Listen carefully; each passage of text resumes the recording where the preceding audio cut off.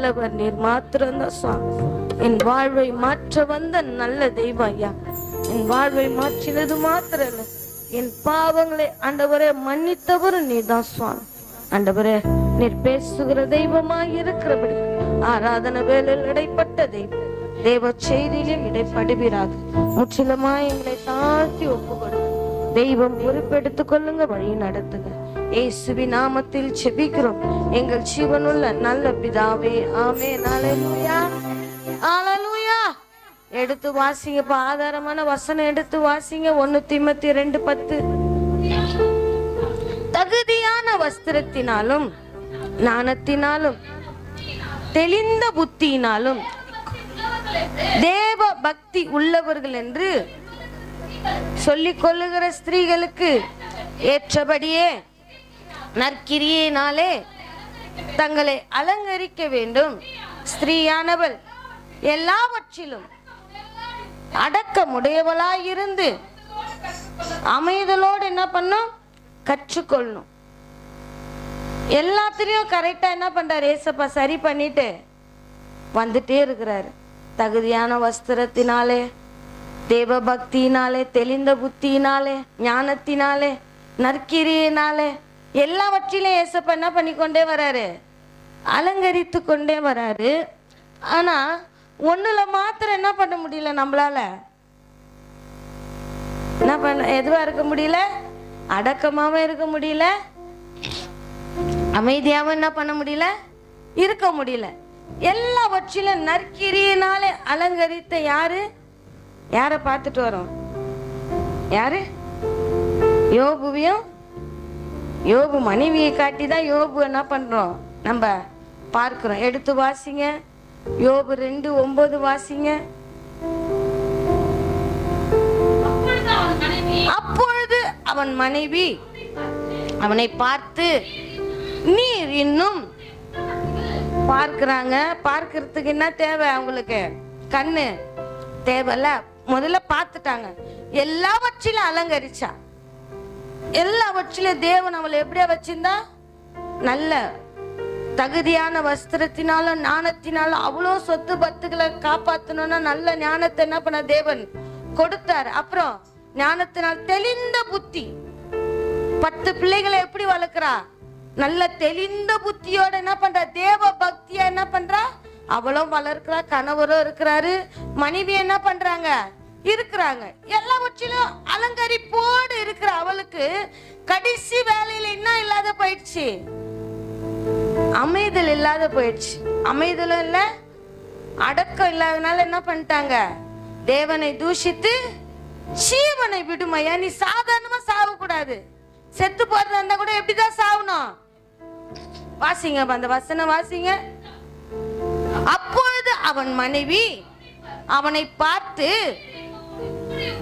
நீர் இன்னும் உம்முடைய உத்தமத்தில் உறுதியாய் நிற்கிறீரோ, தேவனை தூஷித்து ஜீவனை விடும் ஐயா. தேவன் எல்லா காரியத்திலும் நம்மளுக்கு அலங்கரிப்பு கொடுத்தாலும் சில விஷயத்துல நம்ம கிட்ட என்ன இல்ல, அமைதலும் இல்ல, அடக்கம் இல்ல. அப்படிதான் இந்த காரியத்துல யோபு மனைவி என்ன பண்ணிட்டாங்க, விழுந்து போயிட்டாங்க. நம்ம கூட பாரு, நம்ம ஒரு இடத்துக்கு போறோம், கொஞ்சம் அளவுக்கு தான், பொறுக்கிற அளவுக்கு தான் என்ன பண்ணுவேன், பொறுப்பு. அதுக்கு மேல பேசுனாங்கன்னா என்ன ஆயிடும், நான் கிளம்பி வந்துனே இருப்பேன். என்னால அங்க அடங்கி என்ன பண்ண முடியாது, அமைதியால அவங்க பேசுற பேச்சுக்களை என்னால என்ன பண்ண முடியாது, கேட்டுட்டு சும்மா இருக்க முடியாது. அப்போ எல்லாவற்றிலும் தேவன் நம்மளை அலங்கரித்தாலும் சில காரியத்துல நம்ம கிட்ட என்ன இல்ல, அமைதியில இல்ல, அடக்கமா இல்லாதனால தான் அவனை பார்த்த உடனேயே அவனுக்குள்ள என்ன புழுந்துச்சு, பரிசுத்த ஆவி விலகி போயிட்டு வேற ஆவி என்ன பண்ணிடுச்சு, நண்பர்களுக்குள்ள பூந்தா மாதிரி மனைவிக்குள்ள என்ன பண்ணிடுச்சு. சில நேரத்துல நம்மளால அமைதியா இருக்க முடியலன்னா, எல்லா கிரியிலும் தேவன் நம்மளை எழுப்ப விரும்புகிறபடினால எல்லாத்திலையும் அலங்கரிக்கிறாரு. சில காரியத்துல நம்மளால அமைதியா அடக்கமோ இல்லைன்னா பரிசுத்த ஆவி என்ன ஆயிடுச்சு, விலகிட்டு வேற ஆவி என்ன பண்ணிடுச்சு, உள்ள பூந்துடுச்சு. அதனாலதான் நம்மளால எப்படியா இருக்க முடியல, அமைதியாவும் இருக்க முடியல. அதை கேட்ட உடனே எனக்கு வருது பாருங்க கோபம். அதை பார்த்த சில பேருக்கு அதை பார்த்தாலுமே எப்படி ஆயிடுது, பார்க்காதீங்க. யோபு மனைவி பார்த்து தான் நற்கிரியெல்லாம் எழுந்து போயிட்டாங்க. புத்தகமே பேச வேண்டிய காரியத்தை நம்மள எல்லா இடத்துலயும் பேச சூழ்நிலை தேவன் உண்டு பண்ணி வச்சிருப்பாரு. நம்ம அமைதியா அடக்கமா என்ன பண்ணிருக்க போய் உள்ள கெடுத்து விட்டு வந்துட்டு இருக்கோம். எல்லா காரியமும் நல்லா செஞ்சுட்டு நற்கிரியனால என்ன பண்ணிருப்போம், நம்ம பரவாயில்லப்பா இவங்க வந்து எல்லாத்தையும் செஞ்சாங்க எல்லாத்தையும் பண்ணாங்கன்ட்டு லாஸ்ட் மினிட்ல யாராவது நம்ம அமைதியை கெடுக்கிற மாதிரி ஏதாவது ஒரு காரியம் என்ன பண்ணோம் வந்துடும். ஃபங்க்ஷன்லாம் பார்த்துருக்கீங்களா? எல்லாம் நல்லா சிறப்பா ஆரம்பிக்கும், முடிவு எப்படிதான் இருக்கும்? ஏதாவது ஒரு காரியம் என்ன பண்ணாங்க, நம்ம அமைதியை கெடுக்கிற அளவுக்கு, நம்ம அடக்கத்தை கெடுக்கிற அளவுக்கு என்ன பண்ணாங்க, எழும்போம். அந்த நேரத்துல நம்ம அமைதியா இருந்துட்டோம்னா, நம்ம அதை பார்க்காதபடி கேட்காதபடி யோபுவை போல இருந்துட்டோன்னு வச்சுக்கோங்க, ஃபங்க்ஷனே என்ன பண்ணோம், நம்மளை பத்தி பேசும். ஆனா அவ்வளோ நேரம் நல்லா இருந்துட்டு நல்லா வேலை செஞ்சு அதெல்லாம் என்ன வராது, பேரு வராது. ஆனா நம்ம ஒரு குட்டி கலாட்டா பண்ணிட்டு வந்துருவோம் தெரியுமா, கோச்சிக்கின்னு வந்துடும். என்னை இதுக்கு கூப்பிடல, இப்போ பிறந்த நாள் ஃபங்க்ஷன் என்னை கேக்கு வெட்ட கூப்பிடல, எனக்கு கேக்கு கொடுக்கல, என்ன போட்டோல நிக்க, சின்ன சின்ன காரியம். ஆனா அன்னைக்கு ஃபுல்லா நம்ம என்ன பண்ணிருப்போம், அதற்காக பிரயாசம் பட்டிருப்போம். ஆனா அந்த நேரத்துல நம்மளுக்கு என்னவா இருக்காது, அமைதி இருக்காது. அதனாலதான் யோபு மனைவி எல்லாத்துலயும் பெஸ்டா இருந்தாங்க. தகுதியான வஸ்திரத்தினாலே, நாணத்தினாலே, தெளிந்த புத்தினாலே, தேவ பக்தியினாலே, நற்கிரியினாலே அலங்கரித்த அந்த மகள், அப்பொழுது அவன் மனைவி அவனை பார்த்து, சில விஷயத்தை பார்க்காதீங்க, பார்த்தா பிரஷர் ஏறும். பார்த்தா என்ன வரும், பிரஷர் ஏறும். சில விஷயத்தை பார்க்காதீங்க, பார்த்தா நம்மளுக்கு என்ன வந்துடும், பிரஷர். என்ன பண்றோம், அதை பார்த்தாலுமே எனக்கு இப்பெல்லாம் பிரஷர் ஏறல, பச்சைக்கு என்ன வருது, அதை பார்த்தாலுமே பார்க்காதீங்க. பார்த்தோன்னு வச்சுக்கோங்க, நம்ம நற்கிரியெல்லாம் என்னவாயிடும், கெட்டு போயிடும்.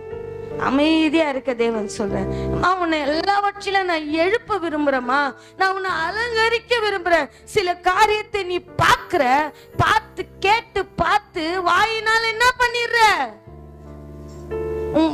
அலங்கரிப்பு என்ன பண்ணிடுற, கெடுத்துக்கிற. அதனாலதான் சொல்றான், நாவை அடக்க யாரால கூடாது, ஒரு மனுஷனால, ஸ்திரீகளால கூடாது.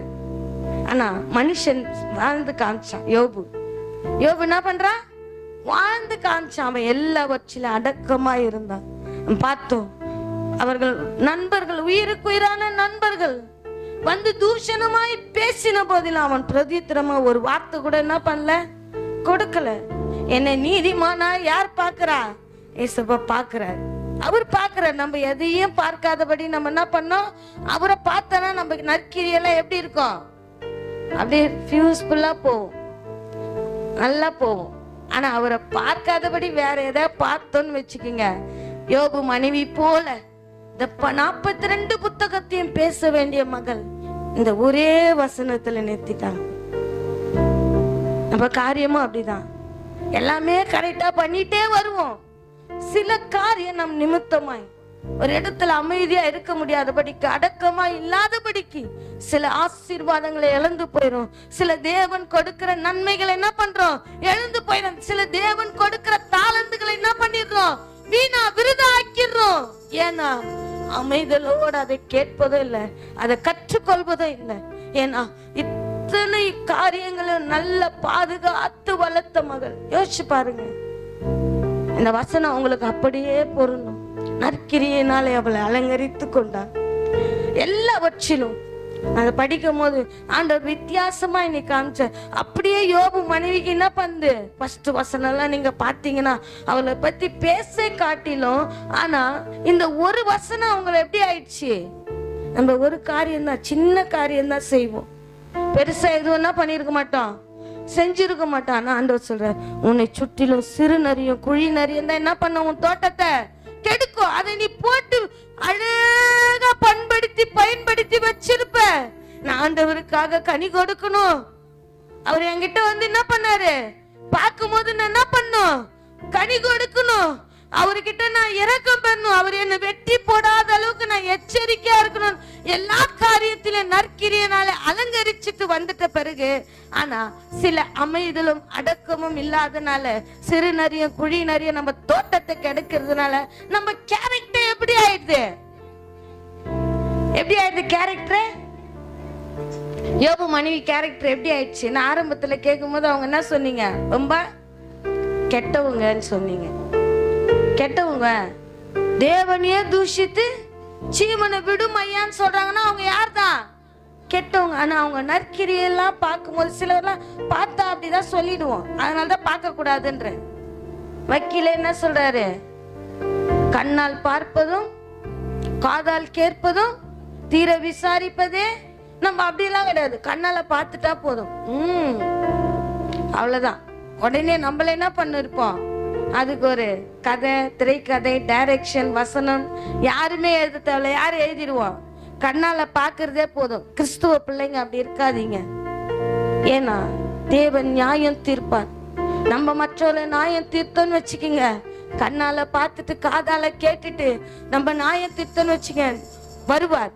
அவர் இருந்தவர், இருக்கிறவர், சீக்கிரம் வரப்போகிற ராஜாவை ஆராதிக்கிற தேவ பிள்ளையே, நம்ம நியாயம் விசாரிக்காதபடிக்கு எச்சரிக்கையா இருங்க. அவள் பார்க்கிறா, கணவனை பார்க்கிறா, எப்படியா சீமானா வச்சிருந்தாரு இவரை. ஆனா இன்னைக்கு எப்படி ஆயிட்டாரு அவரு? நீங்க இன்னைக்கு 8வது புத்தகம் படிச்சுட்டு இருந்தேன், யோபு புத்தகம் ஒன்னொன்னா படிச்சுட்டு வரேன். இன்னைக்கு 8, 7 படிக்கும் போது சொல்ற, என் புண்கள் அப்படியே வெடிப்பாயிடுச்சான். எப்படி இருந்திருக்க பாருங்க. என் சரீரம் முழுவதும் எப்படி ஆயிடுச்சு? அலங்கோலமா இருக்குதுப்பா, என்னால இந்த கஷ்டத்தை தாங்க முடியல. நீங்க ஏன் என்னை இப்படி படுத்துறீங்க? ஏன் என்னை இப்படி சோதிக்கிறீங்க? நான் என்னப்பா தப்பு செஞ்சேன் அப்படின்ட்டு அவர் நியாயம் விசாரிக்கிறார். கடவுள்கிட்டயே, தேவன் கிட்டயே நியாயம் கேட்கிறார்.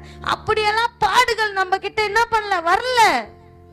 வராதபடிக்கு தேவன் வேலி அடிச்சு வச்சிருக்கா. ஒருவேளை வந்துச்சுன்னா யோசிச்சு பாருங்க. ஒருவேளை சில காரியம் தேவன் நம்மளை சோதிக்க முடியாம நம்மள தாங்குவோமா? இந்த காரியத்துக்கே நம்மளால என்ன பண்ண முடியல, தாங்க பிடிக்க முடியல. ஏன்னா எப்பவுமே ஆவிக்குரிய ரீதியா என்ன பண்ண முடியல, நம்மளால வளர முடியல. அதனாலதான் ஏதோ ஒரு சிறு நரி குழி நரி அப்பப்போ வந்து நம்ம அமைதியிலும் அடக்கத்தை என்ன பண்ணிடுது, கெடுத்துட்டு போயிடுது. ட்ரெஸ்ஸ மாத்த முடியல, தகுதியான வஸ்திரத்தை என்ன பண்ண முடியல, மாத்த முடியல. அப்புறம் ஞானத்தை என்ன பண்ண முடியல, கலைக்க முடியல. அப்புறம் தேவ பக்தி என்ன பண்ண முடியல, அதால கெடுக்க முடியல. நற்கிரியினால அலங்கரிச்சு வச்சிருக்காரு ஏசப்பானா, அமைதி அடக்கமும் ஏதாவது ஒண்ணு என்ன பண்ணிட்டு கெடுத்துட்டு போயிடுது. அது யாரு மூலியமாவது வருது, அது யாரு மூலியமாவது என்ன பண்ணுது, கர்ச்சிக்கிற சிங்கத்தை போல வந்து என் நற்கிரியை எல்லாம் கெடுத்துட்டு போயிடுது. அவ்வளோ நாள் அமைதியும் அடக்கமா தேவனை பார்த்த மகள், தேவனை பார்த்த போது பிள்ளைகள் போச்சு. அப்ப கூட வாயத்தை வந்து என்ன பண்ணல, பேசல. பிள்ளைகள் 10 பிள்ளைகள் எதை இழந்தாலும் பிள்ளைகளை என்ன பண்ண மாட்டாங்க, இழக்க மாட்டாங்க. அது எப்படியாப்பட்ட பிள்ளைகளா இருந்தாலும் சரி. சில நேரத்தில் நம்மளுக்கு மனநோவா இருந்தா கூட அந்த பிள்ளைகளை நம்மளை இழக்கிறதுக்கு என்ன வராது, சொல்லுவோம் இது இருக்கிறத காட்டில. ஆனா அந்த வார்த்தையை சொல்லிட்டு கொஞ்ச நேரத்துல நம்ம என்ன பண்ணுவோம், ஆண்டவரே நான் கோபத்துல என்ன பண்ணிட்டேன், அந்த அமைதியில் இல்லாத என்ன பண்ணிட்டேன், நானு பேசிட்டேன். ஆனா 10 பிள்ளைகளை இழந்த போதிலும் தேவனை பார்த்த கண்கள் பிசாசு சோதிக்க வரும்போது தன் அமைதியும் தன் அடக்கத்தை என்ன பண்ணிட்டா, இழந்துட்டா.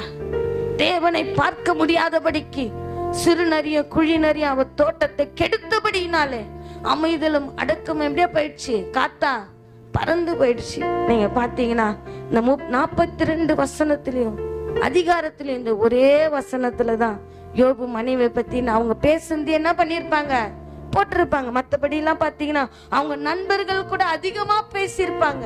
ஆனா யோபு மனைவி, நீங்க செய்கிற நற்கிரியைகள், நீங்க செய்கிற தேவ பக்தி, நீங்க செய்கிற எல்லா காரியத்தையும் ஒரு விஷயம் கெடுத்துடும், ஒரு விஷயம் கெடுத்துடும்.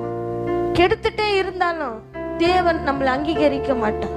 இந்த வசனத்துல அவங்கள பாத்தீங்கன்னா அப்படியே நீ இதை எடுக்கும் போதெல்லாம், நீங்க யார் ஒன்னாலும் எடுத்து கேட்டு பாருங்க. இதை எடுக்கும் போதெல்லாம் அவங்கள யாரும் குட்டா சொல்லவே மாட்டாங்க. அவங்க நல்ல ஸ்திரீ. ஒரு விபச்சார ஸ்திரீய கூட என்ன பண்ணுவாங்க, நல்ல ஸ்திரீ அவங்க, அப்படின்ட்டு ஒப்பிட்டு சொல்லுவாங்க. ஆனா இந்த யோபு மனைவியை பார்த்தீங்கன்னா, ஆனா தியானிக்கும் போது தெரியும் அவங்க கெட்டவங்களா இருந்தா சொத்து இழந்த போது என்ன பண்ணிருக்கணும், பேசி இருக்கணும். எல்லா ஆஸ்திய சம்பத்தை விலகி போன போது என்ன பண்ணிருக்கணும், பேசி இருக்கணும். 10 பிள்ளை செத்த போது அப்ப சொல்லி இருக்கணும், ஏயா நீ இன்னும் உயிரோடு இருக்கிற, என் பிள்ளைகளே செத்து போச்சு, நீ என்ன பண்ணி செத்து போ, நானும் செத்து போயிட, என்ன பண்ணிருப்பாங்க. ஆவியானவர் நம்மளுக்கு புரிய வைக்கத்தக்கதாய் தேவ பிள்ளையே எந்த அமைதியில அடக்கமும் நம்ம விட்டு விலகாதபடிக்கு என்ன பண்ணோம், காத்துக்கொள்ளணும். ஏன்னா ஏசப்பா எல்லாவற்றையும் அலங்கரிச்சு கொண்டு சில விஷயத்துல நம்ம மேல எப்படியா இருக்காரு, ஏசா மேல மனநோவா இருந்தது போல இவர்களோடு கூட ஆவி என்ன ஆகுது, போராடி கொண்டே இருக்குது, போராடி கொண்டே இருக்குது. உருவாக்கணும்னு நினைக்கிறான், ஆனா என்ன பண்ண முடியல. எவ்வளவு காரியங்களை தேவன் கடந்து கொண்டு வர, ஆனா சில காரியங்களை நம்மளால என்ன பண்ண முடியல, மேற்கொள்ள முடியல. அதுக்கு நம்ம எப்படி ஆயிடுறோம், அடிமைகளா மாறி போயிடுறோம். அப்படிதான் யோபு மனைவி என்ன பண்ணாங்க, மாறி போனாங்க. ஏசப்பாவை பார்க்க வேண்டிய கண்கள் கணவனை பார்த்துச்சு, தூஷித்து போயிடுச்சு. வாசிங்க 31:1 வாசிங்க.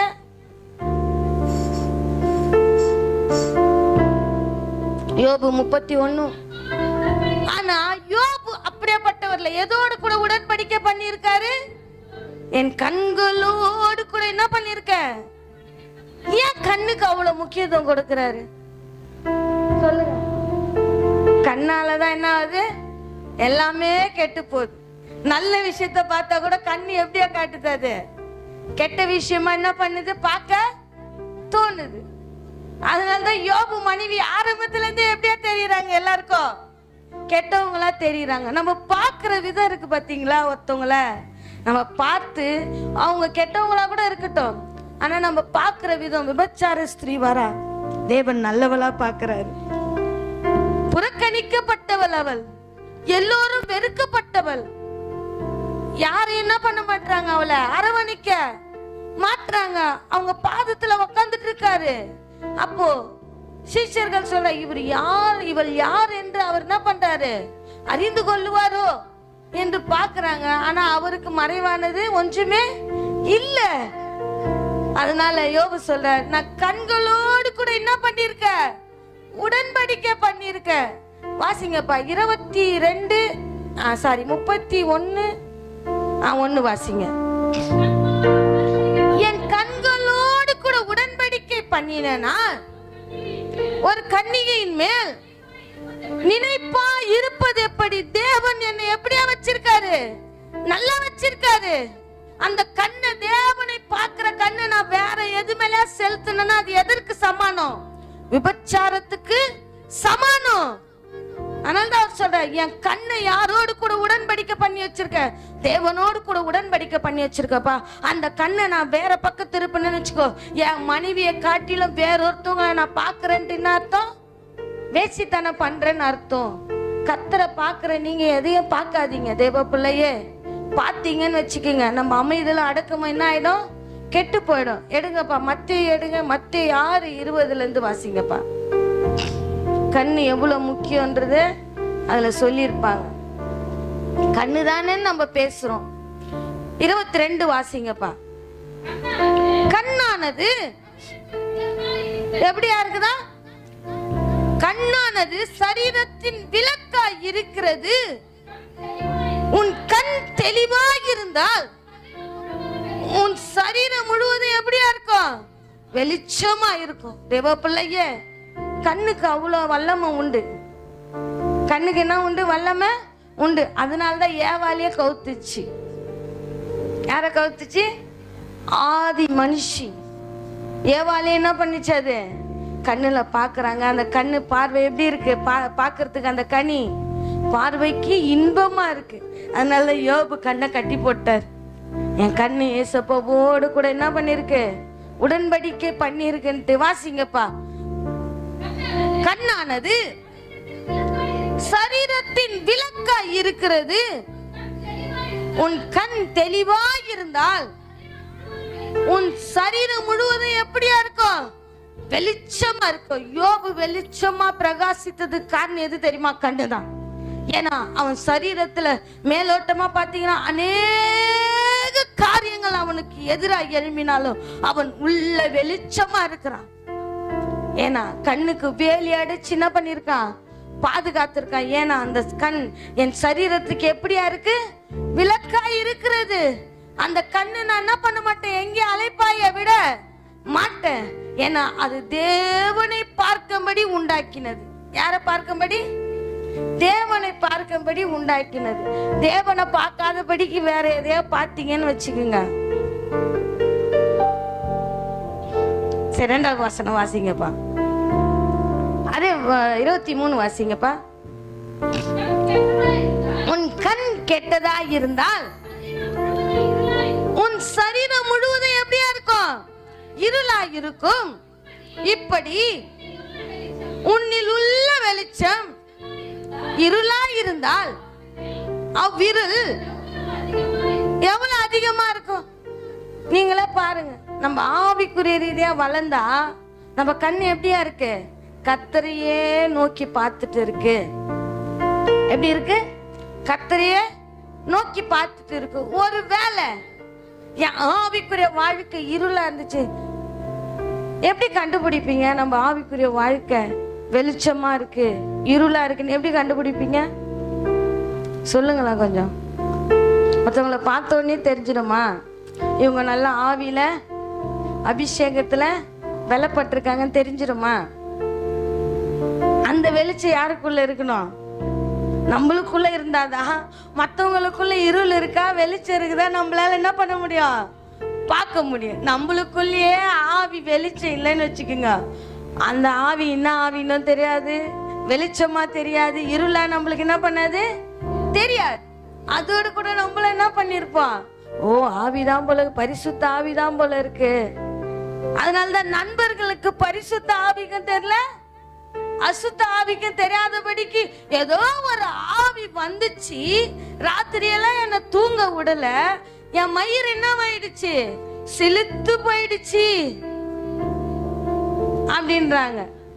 ஆனா இயேசு சொல்ற, தேவனை பார்க்க வேண்டிய கண்கள் வேற எதையாவது பார்த்துச்சுன்னா மார்க் எடுங்கப்பா.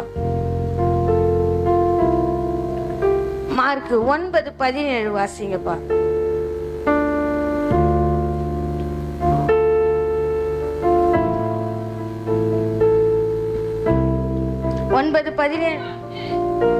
9:17 மார்க்.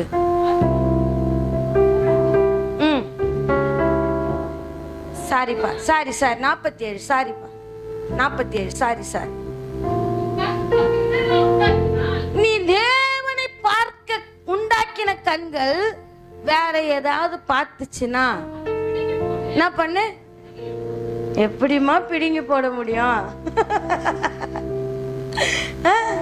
சொல்லுங்க, எப்படி பிடுங்கி போட முடியும்? ஆனா அவர் சொல்றாரு, உன் கண் உனக்கு இடரல்னா என்ன சொல்லுங்க, இடர்ல என்ன சொல்லுங்களேன். என்ன பண்ணுது, ஏசப்பா பார்க்க வேண்டிய கண்ணு. நான் சொன்னல இன்னைக்கு ஒரு தடவை 2 தடவை ஒரு ஊழியக்கார் சாட்சி சொன்னாரு. ஒரு பையன், வாலிப பையன், பைபிள் கையில வச்சுட்டு பிராமின் பக்கத்துல நிக்கிறாராம். ஒரு சினிமா போஸ்டர் ஒட்டி இருக்கான்.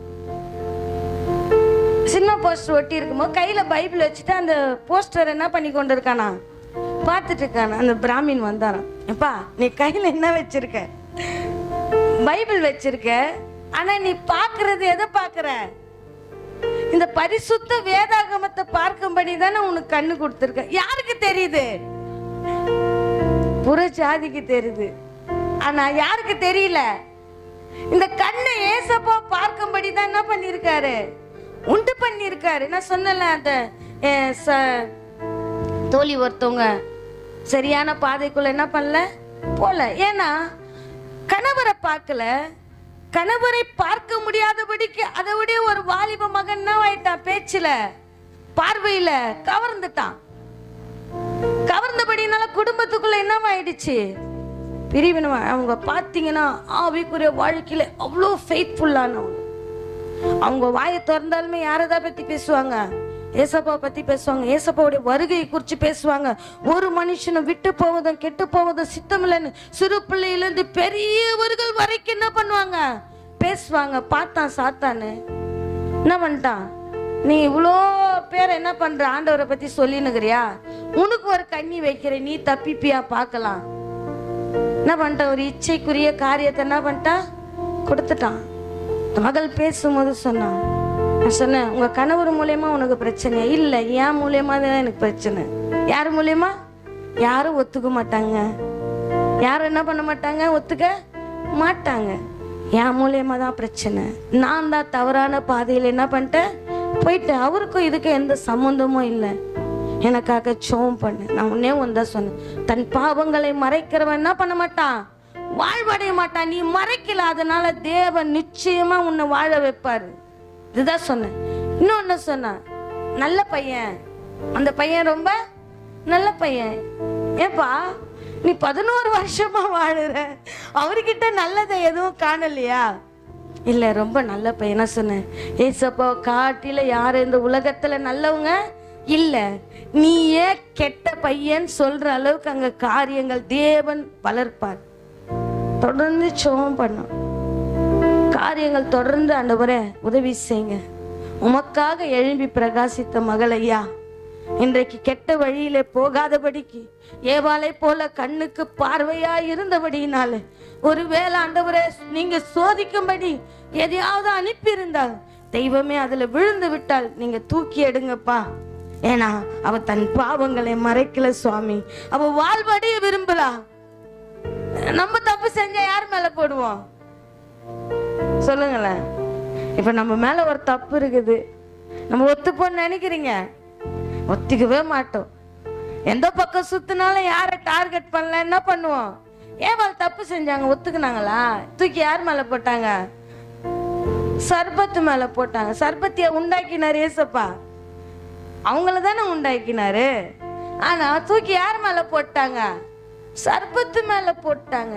அப்போ சிறு நிறைய குழி நிறைய தோட்டத்தை கேட்டு சின்ன சின்ன காரியம், தேவன் அதுக்கு எத்தனை அறிவை கொடுத்திருக்காரு? பாம்புக்கு எத்தனை அறிவுப்பா? 3 அறிவா? கேமரால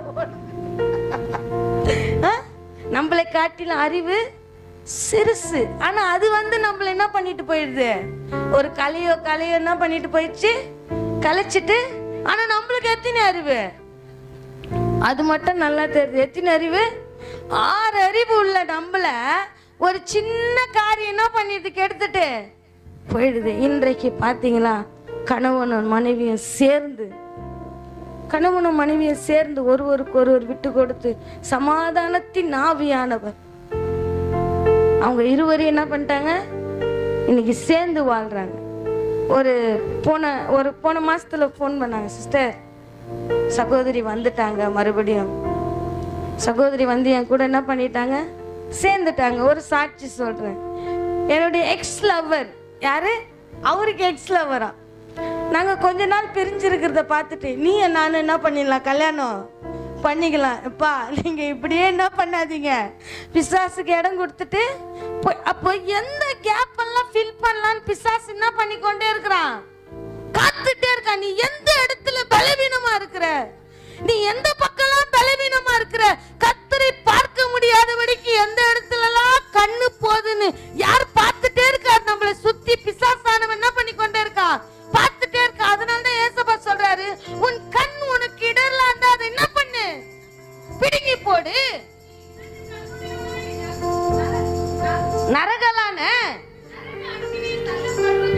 நரக ஆக்கினியில் தள்ளப்படுவதை பார்க்கிலும் ஒற்றை கண்ணனாய் தேவனுடைய ராஜ்யத்தில் பிரவேசிப்பது உனக்கு எப்படியா இருக்கும்?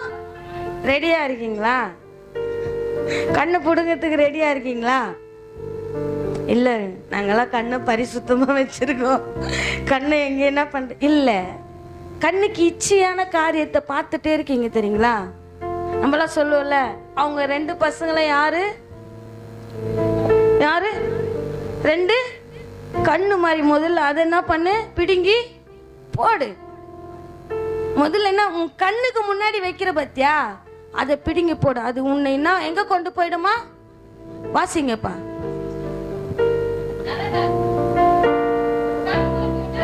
உன் கண் உனக்கு இடர்லாம் உண்டாக்குது பத்தியா? நீ பாக்குற விஷயம், நீ எதை மேன்மையா நினைக்கிறியோ அதெல்லாம் உனக்கு இடர்கள் உண்டாக்குது பத்தியா? அதை என்ன பண்ணு, முதல்ல பிடிங்கி உன் வாழ்க்கையில இருந்து போடு. ஏன்னா நீ அதை வச்சுட்டே இருந்தா நீ எங்கதான் போவ? நரகத்துக்கு தான் போவ சொல்றாரு. இது புறஜாதிக்கு இல்ல. நீ காதால கேட்டு கண்ணால பார்த்து உணராத இருந்தனா நீ எப்படிதான் போவ? ரெண்டு கண்ணோட எங்க போயிடுவோமா? நரக ஆக்கினிக்கு போறத காட்டுல நீ என்ன பண்ணு? ஒத்த கண்ணோட போ. தேவனுடைய ராஜ்யத்துல நீ எப்படி போ? பிரவேசிப்ப. வாசிங்கப்பா அந்த வசனத்தை வாசிங்க. உன் கண் உனக்கு இடரல் உண்டாக்கினால் அதை பிடுங்கி போடு. இரண்டு கண்ணுடையவனா நரக ஆக்கினியில் தள்ளப்படுவதை பார்க்கிலும் ஒற்றை கண்ணனாய் தேவனுடைய ராஜ்யத்தில் பிரவேசிப்பது உனக்கு எப்படியா இருக்கும்? நலமா இருக்கு. ஏன்னா அது உன் சரீரத்தை எப்படி ஆக்கிடுது? இருளாக்கிடுது. ஏசப்பா பார்க்க வேண்டிய கண்ணு எதான் பார்த்துட்டு இருக்குது? நீ எதை முக்கியத்துவமா கண்ணுக்கு இன்பமா வச்சுட்டு இருக்கியோ அதை நீ பிடுங்கி போடலன்னா நீயா இருந்தாலும் நானா இருந்தாலும் நரக ஆக்கினிக்கு தள்ளப்படுவதுக்கு எப்படியா இருக்கும்? ரெடியா இருக்கும். ஏன்னா உணர்வில்லாத இருக்கிறோம். ஆனா யோபு உண்மை உள்ளவனாயிருந்தான், உத்தமனாயிருந்தான், உணர்வுள்ளவனாயிருந்தான். அதனாலதான் அந்த கண்ணை யாருக்கு ஒப்பு குத்துட்டான்? ஏசப்பாக்கு ஒப்பு குத்துட்டான். அதனாலதான் சிறப்பாய் பேசப்படுகிறான். சிறப்பாய் தேவன் எவ்வளோ அவனை சோதித்தாலும் இன்னெல்லாம் நம்மளெல்லாம் ஒரு நாள் கூட என்ன பண்ண மாட்டோம்? தாக்கு பிடிக்க மாட்டேப்பா. நீயும் வானாப்பா, ஊழியம் வானாப்பா, எல்லாமே வானாப்பா. என்ன பண்ண? எடுத்து வச்சுட்டு போயின்னே இருப்போம். ஆனா யோபு மனைவியோ தேவனை பார்க்க வேண்டிய அவள் தேவனை பார்க்காதபடிக்கு சூழ்நிலைகளையும் கணவனையும் பார்த்தபடியினாலே அவள் நற்கிரி அப்படி என்ன ஆயிடுச்சு? அந்த ஒரு வசனத்தோடு ஸ்டாப் ஆயிடுச்சு. ஆனா யோபு கர்த்தரை பார்த்தபடியினாலே கர்த்தரோடு கூட உடன்படிக்கை பண்ணினதுனால அவர் சொல்றாரு. அந்த வசனம் வாசிச்சு முடிச்சிடுங்கப்பா. மத்திய எடுத்து வாசிச்சு முடிச்சிடுங்க. முடிச்சிட மத்திய எடுத்து வாசி 6:20 இருந்து வாசிங்கப்பா. இப்போ பரலோகத்திலே உங்கள் பொக்கிஷங்களை சேர்த்து வையுங்கள், அங்கே பூச்சியாவது துருவாவது கெடுக்கிறதும் இல்லை, அங்கே திருடர் கண்ணுமிட்டு திருடுகிறதும் இல்லை. உங்கள் பொக்கிஷம் எங்கே இருக்கிறதோ அங்க உங்க இருதயமும் இருக்குது. உங்க கண்ணு அங்கே என்ன பண்ணிடுது? போயிடுது. அப்போ இருதயத்தின் நிறைவினால எது பேசுது? அவர் நல்லவர். ரொம்ப அவர் தான் இருக்கிறதுலே இந்த உலகத்திலே. யார் தான்? ஏசப்பா நல்லவர்னு சொல்லி இந்த வாயி இன்னைக்கு யாரு கண்ணு பார்த்து இருதயம் அவர் மேல பொக்கிஷமா ஆனதுனால யாரு நல்லவர் ஆயிடுச்சு? சாதாரண ஒரு மனிதன் நாசியிலே சுவாசமுள்ள மனுஷனை நம்புவதை பார்க்கிறோம் கர்த்தர் மேல் பற்றுதலா இருப்பதே நலம் என்று யோபு அறிந்தவனாய் சொல்லுகிறார். என் கண்ணோடு கூட தேவனுக்கு என்ன பண்ணிருக்க? உடன்படிக்கை பண்ணிருக்க. அதனால ஒரு கண்ணியை என்ன பண்ண மாட்டேன்? ஏறெடுத்து பார்க்க மாட்டேன். ஏன்னா நான் விபச்சார ஸ்திரீ அல்ல. ஏன்னா என்னை விபச்சாரத்திலிருந்து தூக்கி எடுத்தவரை பார்க்கதான் இந்த கண்ணை என்ன பண்ணிருக்காரு? வச்சிருக்காரு. அதை நம்ம மறந்து போயிடுறோம். மறந்து போனபடினால்தான் கண் சரீரம் முழுவதும் எப்படியா இருக்கு? விளக்கா இருக்குது. அந்த கண்ணை நீங்க பத்திரமா பாத்துக்கினீங்கன்னு வச்சுக்கோங்க, யோபுவை போல பேசப்படுவீங்க. யோபுவை போல பேசப்படுவீங்க. ஆனா பார்க்க கூடாதெல்லாம் பார்த்து, பேசக்கூடாதெல்லாம் பேசிட்டு, கேட்க கூடாதெல்லாம் கேட்டீங்கன்னு வச்சுக்கோங்க, நீங்க எவ்வளவு உலகம் முழுவதும் ஆதாயப்படுத்தினாலும் உங்க ஜீவனை நஷ்டப்படுத்திப்பீங்க. யோபு மனைவி எல்லாத்தையும் ஆயத்தப்படுத்தினான், எல்லாத்தையும் ஆனா தன் ஜீவனை நஷ்டமாக்கி கொண்டான்.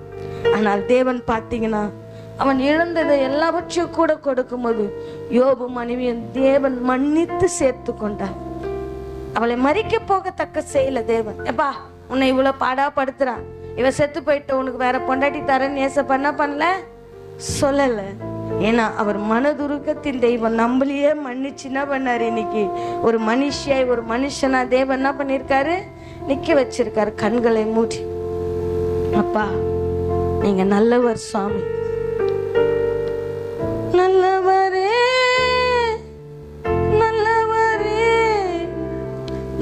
நல்லவரே, நீங்க மட்டும் நல்லவரே, நல்லவரே, நல்லவரே, நல்லவரே, நீங்க மட்டும் நல்லவரே. என் வாழ்வை மாற்ற வந்த நீங்க மட்டும் நல்லவரே, என் வாழ்வை மாற்ற வந்த நீங்க மட்டும் நல்லவரே. என் பாவம் மன்னிக்க வந்த நீங்க, என் பாவம் மாற்ற வந்த நீங்க மட்டும் நல்லவரே, நல்லவரே, நல்லவரே, நல்லவரே, நீங்க மட்டும் நல்லவரே, நல்லவரே, நல்லவரே, நல்லவரே, நீங்க மட்டும் நல்லவரே.